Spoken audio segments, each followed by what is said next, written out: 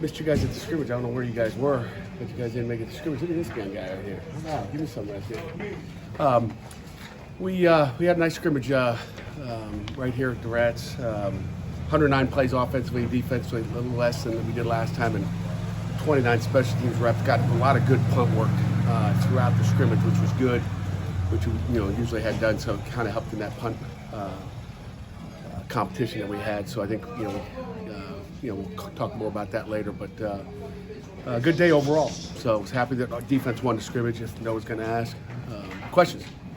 What did the defense do to win the scrimmage? You know what? There's different game plans both ways, and I think offensively they tried to run the ball more than they had the previous scrimmage. They took their shots, but as I said, the first scrimmage, if you don't turn the ball over, you win the game. The offense won the game. Second scrimmage, if you don't turn the ball over, you're going to win the game. The offense turned the ball over, we had problems. So we had some turnover issues on the offensive side of the ball. Defense played like they were mad about the last scrimmage, so it's always going to happen. There's always going to be a little fight back, and hey, it's our turn to win this Jersey scrimmage, and that's exactly what happened. How do you credit those turnovers to pressure? Was it good play in the secondary, combo? There's some great play in the secondary, some tip balls. MJ had one unbelievable interception again. That's 2 weeks in a row. He had whoa. If I was an offense, I would not throw 12 away. If you get anywhere near him, he's like the receiver right now. I mean, he's got a lot of confidence right now in what he's doing. A little bit of both. But numerous guys on your coaching staff said they would have a better idea of the position battles and how they're unfolding after scrimmage too. Yep. Do you feel like you guys are at that point where you really know who's going to be in your starting 22? Yeah, I think we got a pretty good idea right now who those guys will be, and we'll announce that later. And we actually made some jersey changes as well, just because of things are determined. And you're always worried about special teams and just getting the right numbers on the field. If you guys remember a few years back, maybe it didn't come out because they didn't call it, but we got warned the next week when DeMar Hamlin, number 3, someone else wore number 3, I forget who it was at the time. We had 2 threes for 2 special teams plays in a row, and we didn't get called for it, but they alerted us the next week that they're going to call it. It's like, so numbers are always an issue with all the retired jerseys we have, so we've made some number changes just to make sure that we don't have too many of that stuff and put Coach Powell in a bind on the sideline during special teams period. So we've got, we're getting closer to, find out who that core group of guys playing for us is. On the note of DeMar, how nice was it for you to get a chance to see him this weekend? It's the only time I'd see him all year, right? I mean, they could be playing here week 3 or 4 or 5 or 6 or 10 or 12, and I wouldn't get a chance to see him. But just to see, obviously Kenny Pickett, and then see Dane and DeMar is anytime you can see your players play, I think it's fun. I mean, to see those 3 guys, it's always special. And how do you mentioned the competitions. How do you feel overall about your depth heading into the last week of camp here? I feel really good. I mean, I feel really good. I think we're deep. Even watching, yesterday we did a little, we call it a rocks period, a show period where we show a little bit of Wofford defense, and we got one period of it yesterday, and just looking at the depth there, we got more depth there,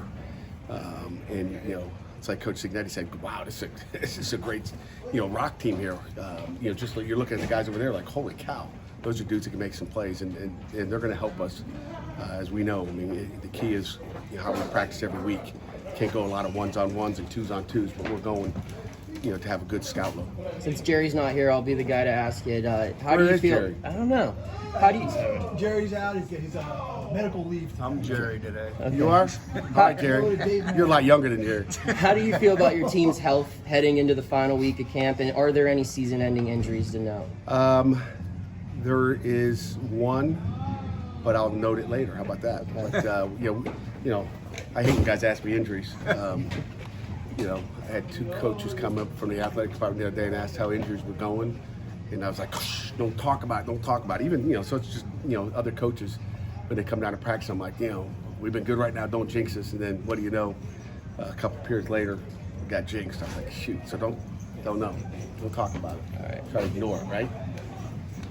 So a couple plays on Twitter, we saw some of the freshman receivers keep making big catches. I mean, how are they progressing? I mean, are they still right there competing for playing time? They are still right there. They're smart, and they're just going to keep getting better every week. So it's been impressive.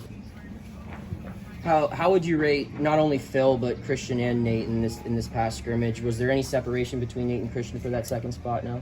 Yeah, I don't want to get into it, but there's they've Obviously, we threw a couple interceptions, and we had one fumble. But there's some separation, and they're both doing well. I mean, we feel like we have 3 quarterbacks we can win with. I can tell you that. And Phil has separated himself for sure. I think he's completing 72% of team reps, which is, it's good to complete 7-on-7 reps and pass skelly and all that, whatever you want to call it.